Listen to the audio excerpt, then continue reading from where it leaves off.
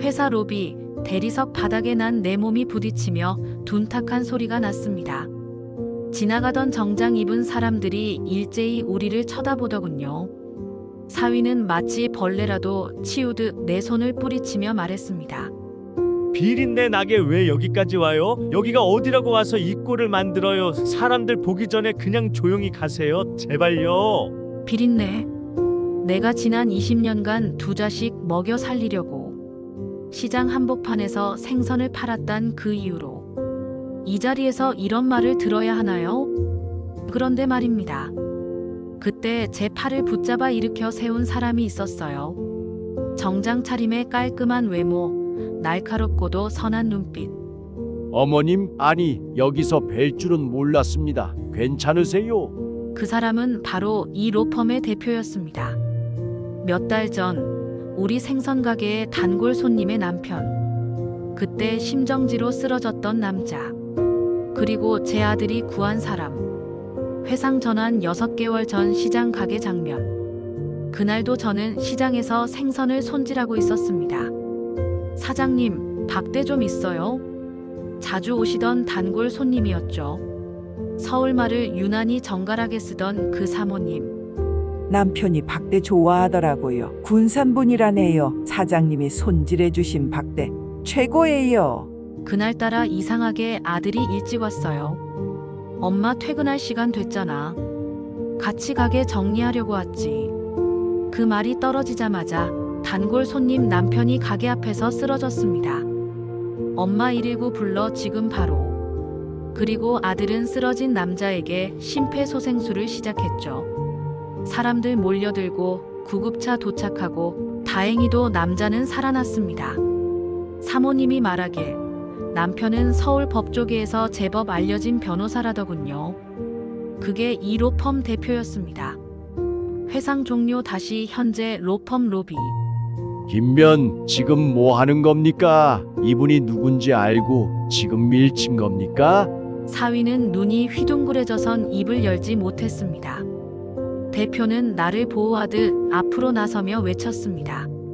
이분은 제 생명의 은인입니다. 이런 식으로 대하신다면 김변 당장 자리 비우세요. 그 순간 느꼈습니다. 하늘이 도왔다고 세상이 돌고 돌아 내가 참은 만큼 이젠 내 편이 생겼다고. 그렇게 그 자식에게 참교육할 기회는 생각보다 빨리 왔습니다. 내 딸 은영이는 참 착하고 똑 부러지는 애였습니다. 서울에 있는 중견기업에 다니며 힘들어도 늘 혼자 해내려 했죠. 그런 딸이 처음으로 내게 말했습니다. 엄마, 소개해주고 싶은 사람이 있어. 진지하게 만나고 있어. 그 사람, 바로 그 자식 지금은 사위가 된 남자였습니다. 잘생긴 얼굴에 예의 바른 말투. 로스쿨 졸업 후 변호사 시험 준비 중이라 했지만 마음은 진심 같았죠. 저 은영이 사랑합니다. 반드시 변호사 돼서 어머님께 자랑스러운 사위 될게요. 사위 될 사람이 그렇게 말하니 반대할 이유가 없었죠. 상견례, 결혼식, 우리 형편에 맞춰 소박하게 치렀습니다. 그런데 말입니다. 결혼하고 보니 조금씩 불길한 징조들이 보였어요. 은영이는 결혼 후에도 계속 직장에 다녔고 사위는 시험 준비를 계속했습니다. 두 사람은 시댁집에 살았죠. 그게 문제의 시작이었습니다. 엄마, 나 회사 다니는 거 알면서 시아버지가 집안일 다 시켜. 네. 우리 은영이가 야근까지 하고 집에 돌아와 시아버지 밥을 차리고 청소를 하고 심지어 그 집에 있던 도우미까지 끊고 은영이한테 시키기 시작했다고요? 며느리가 집에 있는데 도우미가 왜 필요해? 그런 건 다 내가 하는 거야. 사위는 공부 중이라며 그 옆에서 손가락 하나 까딱 안 했다고 합니다. 그래도 조금만 참으면 괜찮아질 줄 알았어. 엄마, 그 말을 들으며 참을 수 없던 나는 며느리도 사람이라는 걸, 결혼했다고 하녀 취급받으면 안 된다는 걸 그놈들한테 똑똑히 알려주고 싶었죠. 하지만 딸이 원치 않으니 일단 참았습니다. 그러나 그것은 시작일 뿐이었어요. 결혼 6개월 차, 딸은 점점 말수가 줄었습니다. 늘 피곤하다는 말만 했고 전화기 너머 목소리엔 생기가 없었죠. 너 얼굴 왜 그래? 살도 빠지고 어디 아픈 거 아니야? 아니야. 그냥 회사도 바쁘고 집안일도 좀 있어서.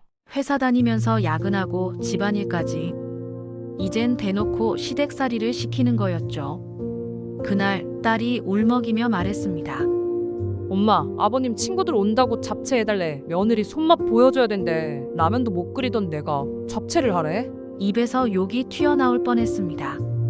딸은 회사 일로도 지쳐 있는데 그딴 허세 하나 부리자고 친구들 밥상을 차리라니. 그런데 그건 시작에 불과했어요. 엄마, 그날 남편이 친구들 만난다며 돈 달래서 카드를 줬거든. 근데 시아버지가 끼어들어서 이랬어. 남자가 나갈 땐 현금으로 두둑히 줘야 돼. 카드 말고 5만 원권으로 쥐어줘. 세아가. 내 딸 돈으로 지 새끼 친구 모임까지 체면 세워주겠다. 그리고 옷이 그게 뭐냐면서 셔츠까지 다리래. 진짜 나 시녀야. 엄마? 이건 단순한 가사 분담이 아니었습니다. 내 딸의 경제력, 내 딸의 시간을 시아버지가 빨대 꽂아 빨아먹고 있던 거였죠. 그년들 아니 그 집안 사위란 놈이나 시아버지나 똑같네. 지 힘으론 아무것도 못하면서 내 딸한테는 다 떠넘기고. 그날 밤 잠이 안 왔습니다. 이 결혼 도저히 오래 갈 수 없단 예감이 머릿속을 떠나지 않았죠. 그날은 비가 부슬부슬 내리는 밤이었습니다. 딸이 퇴근도 안 하고 연락도 없었죠.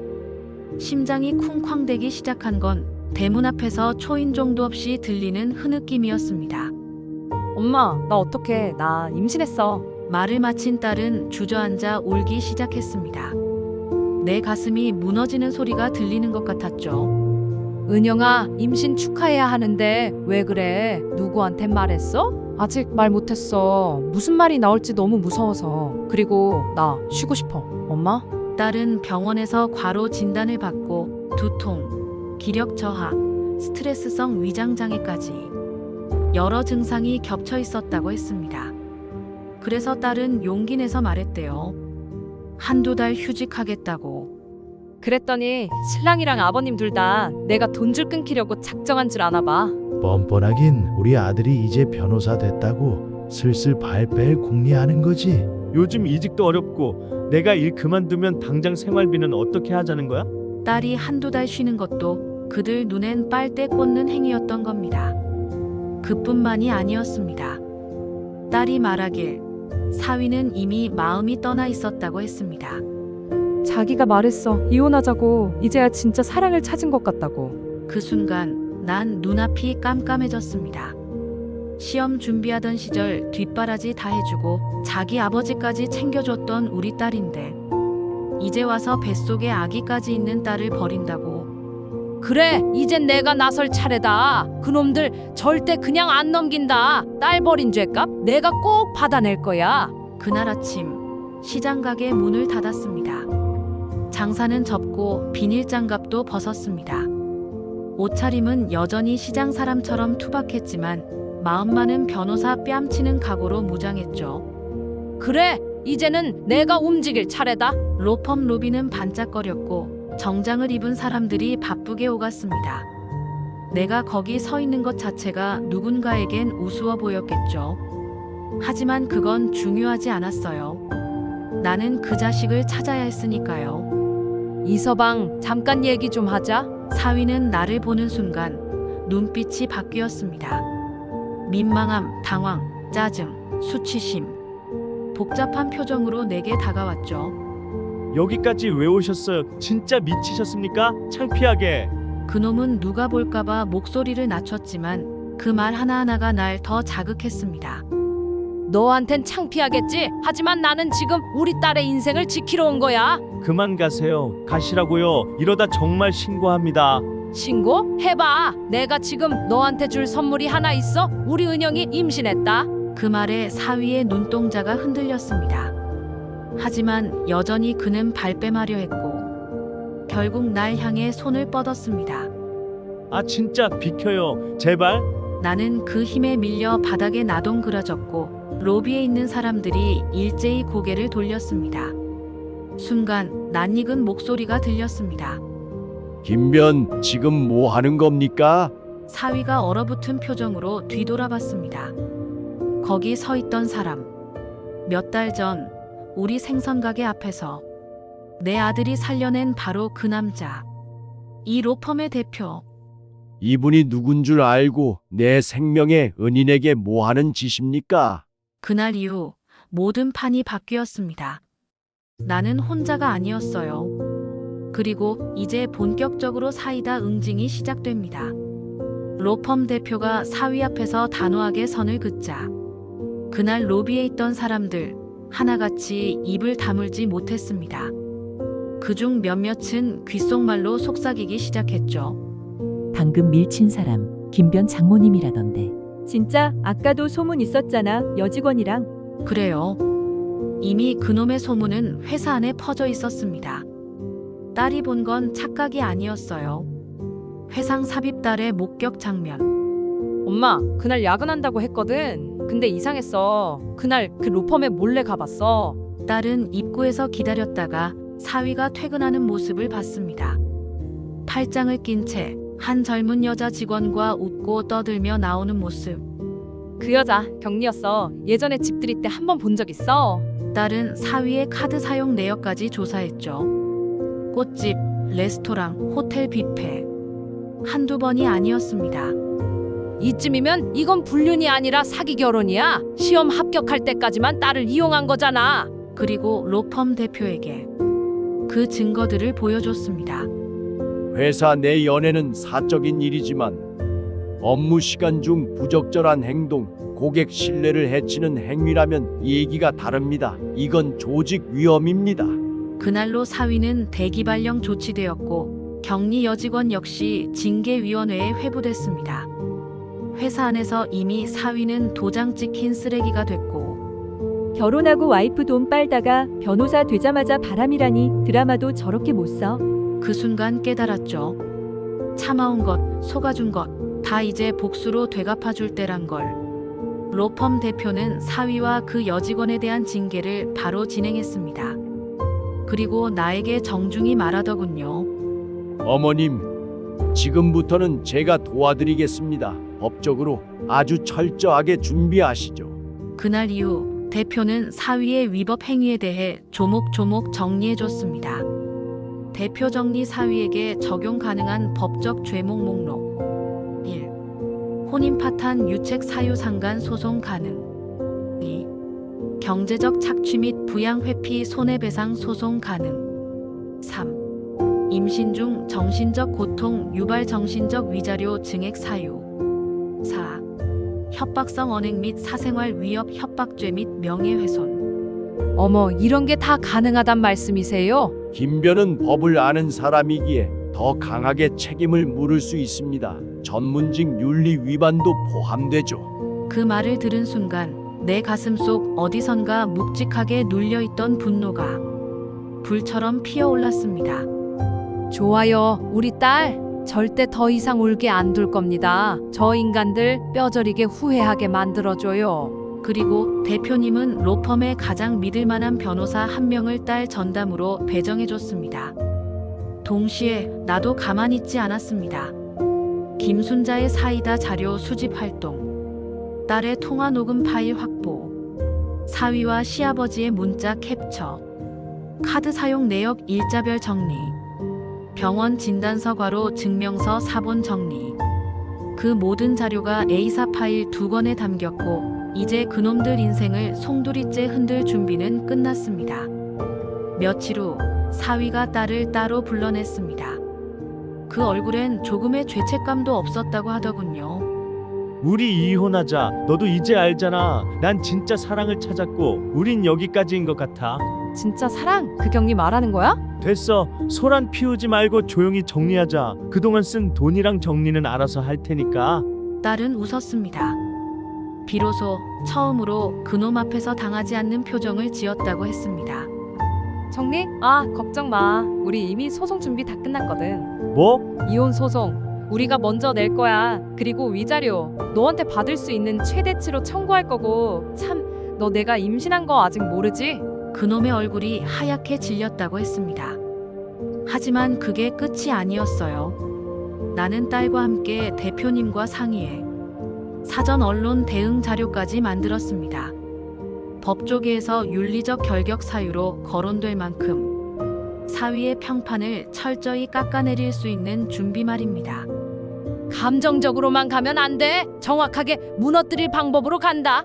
이제 우리가 주도권을 잡았습니다. 이혼? 그건 벌이 아니죠. 이젠 그놈 인생을 법정 위에서 천천히 찢어줄 차례입니다. 서울가정법원 이혼 소송 1차 신문기일. 법정 안엔 긴장감이 팽팽히 흘렀습니다. 양측 변호사, 판사, 서기, 그리고 딸과 사위가 마주 앉은 자리. 지금부터 니들 입에서 무슨 말이 나오는지 내가 똑똑히 다 듣고 있을 거야. 딸 측 변호사가 증거를 차례차례 꺼냈습니다. 제출 증거 목록, 임신 상태에서 지속된 정신적 학대 관련 병원 진단서, 경제적 착취 내역 카드 사용, 현금 요구, 셔츠 다림 등 상세 자료, 불륜 정황 사진, SNS 타임라인 비교, 여직원 문자 캡처, 사위와 시아버지의 협박성 언행 문자 대화. 저희 측은 피고인 사위의 이 단순히 가치관 차이와 갈등으로 인해 이혼을 원했던 것이지 유책 행위는 본 재판부는 위 증거들로 보아 원고 측 주장의 신빙성이 높다고 판단됩니다.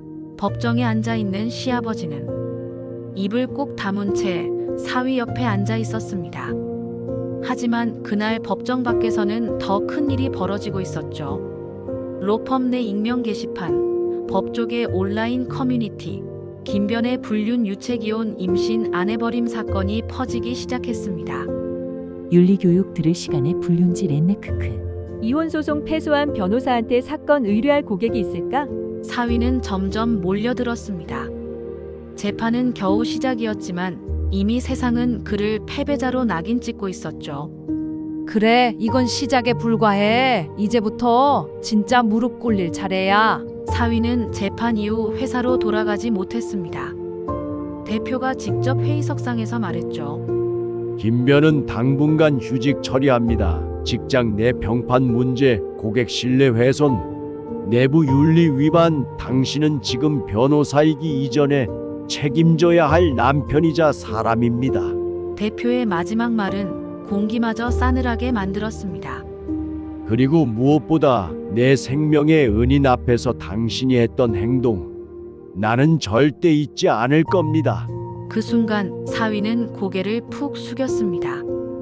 사람들 많은 사무실 한복판, 그 잘난 놈이 무릎을 꿇었습니다. 무릎 꿇었대, 진짜로. 드디어 끝났네. 자업자득이지. 딸은 그 얘기를 듣고도 말없이 창밖만 바라봤습니다.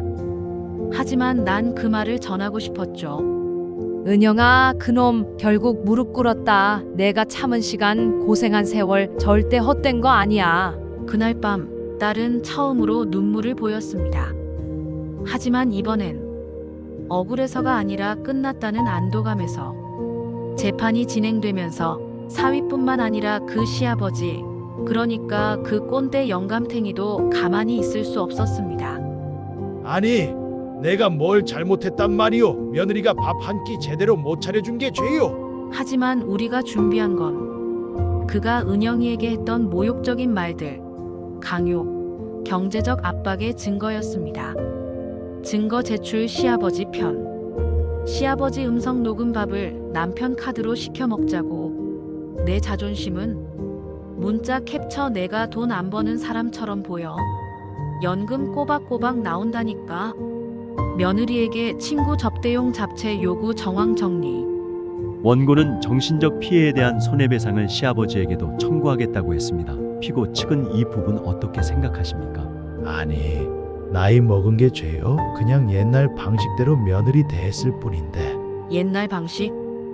그 말 듣는 순간 판사도 표정이 굳어졌죠. 이젠 세상이 바뀌었다는 걸 그 영감만 몰랐던 겁니다. 그 입 다물기 전에 지금까지 제 딸한테 한 짓들 하나하나 까발려 줄까요? 결국 시아버지는 손해배상 일부 인정, 연금 일부 압류 조치 확정. 동네에선 이미 소문 다 퍼졌죠. 타이프 그 집 아들 바람 피우고 아빠는 며느리 부려먹다 피소당했대. 그 인간 이제 마트에서 장도 못 보고 아파트 입구에 고개 들고 다니지도 못합니다. 이게요, 세상한테 시집살이가 되갚는 겁니다. 아버님. 결국 재판부는 사위에게 100% 유책 이혼 판결을 내렸습니다. 딸은 양육권, 친권 모두 확보했고요. 문제는 이제 돈. 피고 김호은은 원고에게 위자료 5천만 원을 지급하고 양육비는 월 100만 원씩 만 19세까지 지급한다. 지급 시기는 판결일로부터 1개월 이내. 사위는 얼굴이 하얘졌습니다. 그놈이 이제 막 취직했단 것도 월급 받아봤자 몇백일 거라는 것도 알고 있었죠. 어머님, 장모님, 제가 지금 돈이 많진 않아서 그 위자료 혹시 분할로는 안 될까요? 위자료도 양육비도 너 그 입에서 나온 말값 제대로 내. 이제 와서 무릎 꿇어도 그건 면죄부 아니야. 그리고 대표님이 덧붙였습니다. 법적으로 말씀드리면 위자료는 원고 동의 없이 분할이 불가하며 1회 유예 후 미납 시 급여 압류 및 신용불량자 등재까지 가능합니다. 결국 사위는 예금 깨고 보험 해약하고 부모한테 손 벌려 겨우겨우 일시불 납부했습니다. 이 집 팔아야 돼. 연금도 끊기겠지. 그래, 이 집 팔고 연금 끊기고 이젠 서로 탓하면서 그 집안 끝이 났습니다. 그 돈 내 딸이 뒷바라지 하면서 잃어버린 젊음과 뱃속 아이가 느꼈던 스트레스의 대가야. 그 모든 재판이 끝나고 우리 딸은 무너지는 대신 다시 일어섰습니다. 임신 후반기까지도 꾸준히 자기 몸을 관리했고 건강하게 아이를 출산했죠. 얘야, 너무 잘했다. 이 작은 아이 하나로 넌 다시 태어난 거야. 손주는 세상에 태어나 첫 울음을 터뜨렸고 그 소리는 마치 우리 가족의 새로운 시작을 알리는 신호 같았습니다. 6개월 후 딸은 출산 휴가를 마치고 다시 회사로 복직했습니다. 회사에서는 그녀를 반겼고 팀장도 말하더군요. 그 상황에서도 포기하지 않은 용기 대단했어요. 환영합니다. 지금 딸은 하루하루를 눈물 대신 웃음으로 채워가고 있고 나는 손주 재롱의 하루하루가 빠듯하게도 행복합니다. 반면 그놈들은 김변 지난달에 퇴사 처리됐어요. 소문이 너무 돌아서 이 바닥에선 더 못 버티더군요. 소송에서 패소한 변호사, 그것도 자기 이혼 소송에서 진 사람. 그 경력 어디 써먹겠습니까?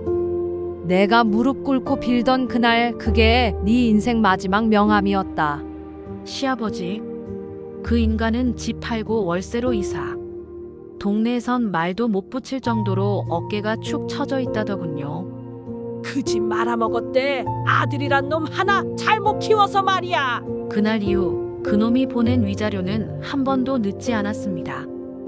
혹시 압류당할까봐 그것만은 꼬박꼬박 보내는 거겠죠. 그놈이 보내는 돈 난 손주 대학 등록금으로 저축 중이다. 처음엔 눈물로 시작했던 이야기.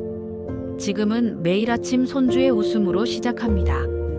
엄마, 난 더 이상 당하는 여자가 아니라 우리 애한테 엄마로 살아갈 거야. 그날 그 사내가 내 앞에서 무릎 꿇었을 때 나는 알았습니다.